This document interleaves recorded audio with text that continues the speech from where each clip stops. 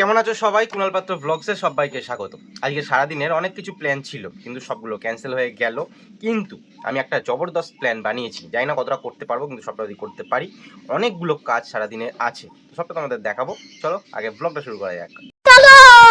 কেন প্ল্যানটা ক্যান্সেল হলো সবার প্রথমে তোমাকে বলি।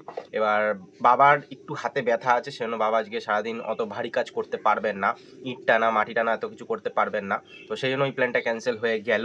কিন্তু আজকে আমি অ্যাকোরিয়াম সরাবো, অ্যাকোরিয়ামের ওই দেয়ালটা ঠিকঠাক করব, তার অন্যদিকের একটা দেয়ালে ভাবছি প্লাস্টার করব।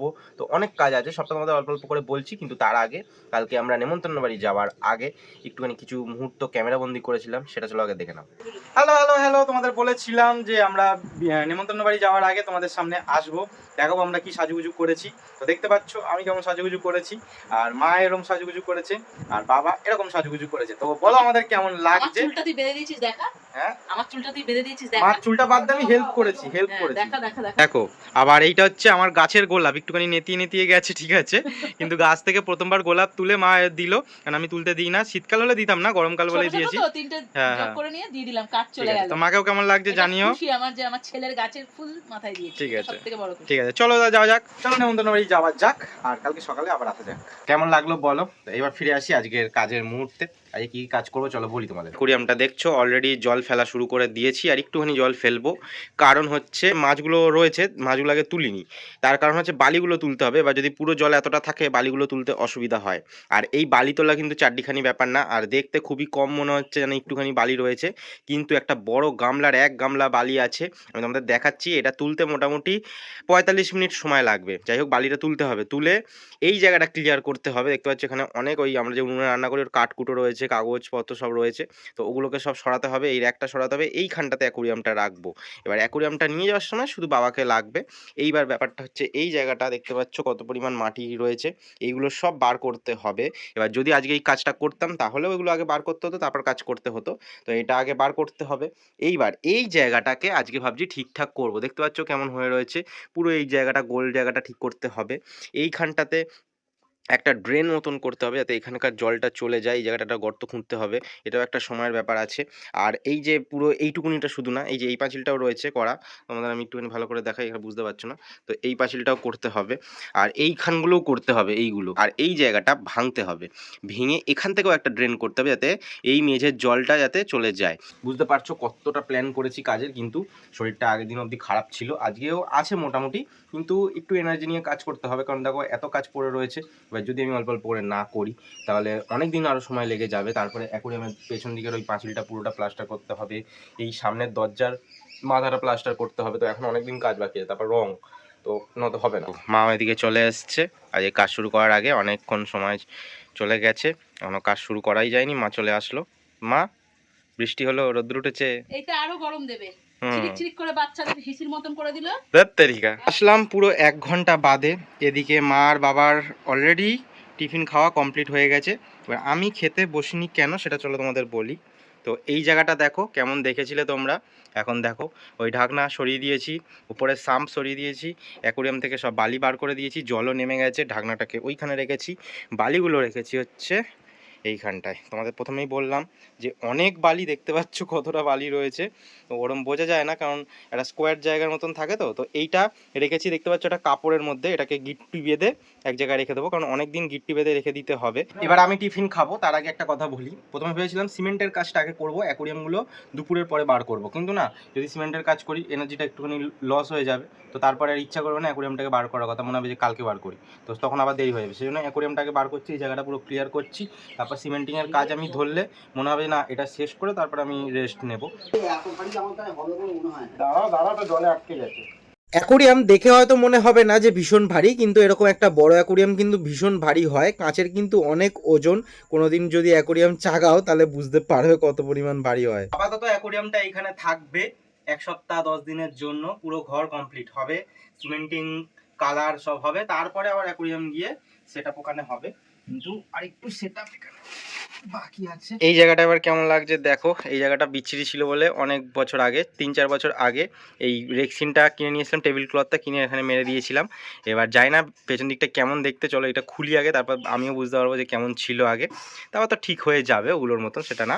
এবার টেবিলটা এখন আপাতত এখানে থাকুক, প্লাস্টিকগুলোকে খুলি, ওপরটাকে পরিষ্কার করব। টেবিলটা দাঁড়িয়ে কিছু কাজ হয়ে যাবে, তো সেই জন্য টেবিলটা এখন সরাবো না, টেবিলটা সরিয়ে রাখাও যাবে না, আর ভেতরে অনেক জিনিসও আছে। A few moments later. আবার আসলাম কিছুক্ষণ বাদে। এই জায়গাটা দেখতে পাচ্ছ কেমন, আবার পেছন দিকে সিনারি ছিল, এটা জানতে পেছন দিকে সিনারি ছিল এরকম মারা কবে কবে।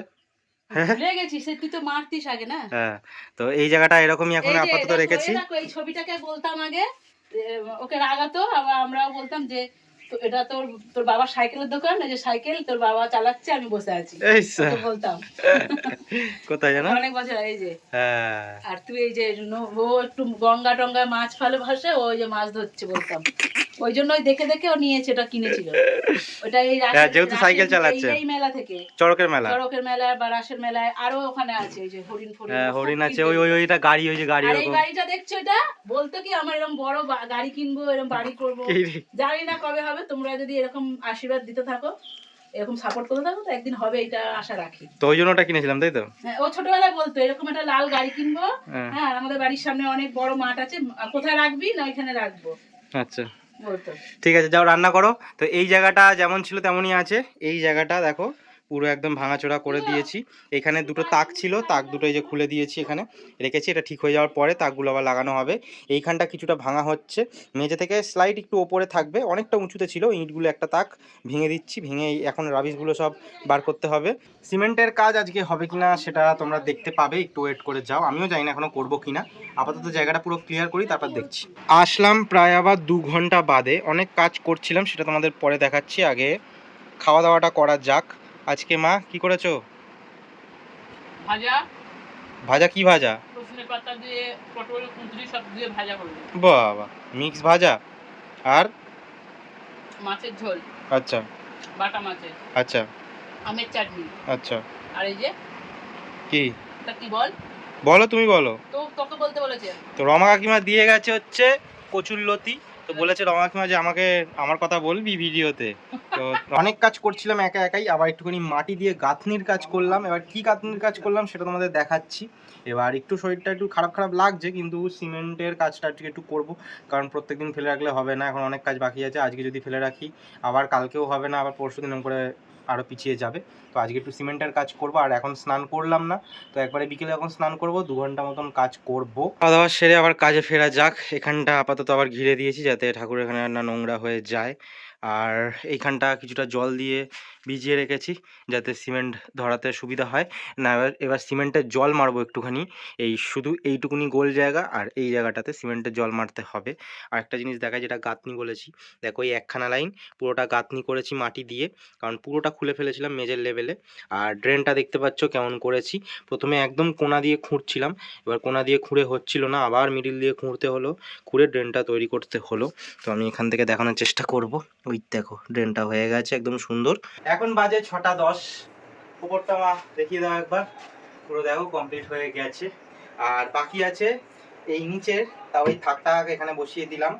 আর এই আউটসাইডের এই দিকের পাঁচিলটা, ভেতরের এই দিকের পাঁচিলটা হচ্ছে পয়েন্টিং করা হয়ে গেছে। এবার ওপরে একটুখানি পয়েন্টিং বাকি, এই সাইডের মানে এই সাইডের পাঁচিলটা বাকি। আর এই সাইডে তোমরা আশা করি দেখতে পাচ্ছ এইখানটা বাকি আছে, তাও অল্প অল্প জায়গা করতে হবে, অনেক এখানে থাক আছে। আর এইখানটা একটুখানি পয়েন্টিং বাকি আছে। এখন বাজে 7:10। কাজ শেষ হলো। এখন হাঁচি কাছে নিয়ে, মানে হাঁচি হচ্ছে বারবার, আর সিমেন্টের ধুলো, তো তার মধ্যেও কাজ করছিলাম।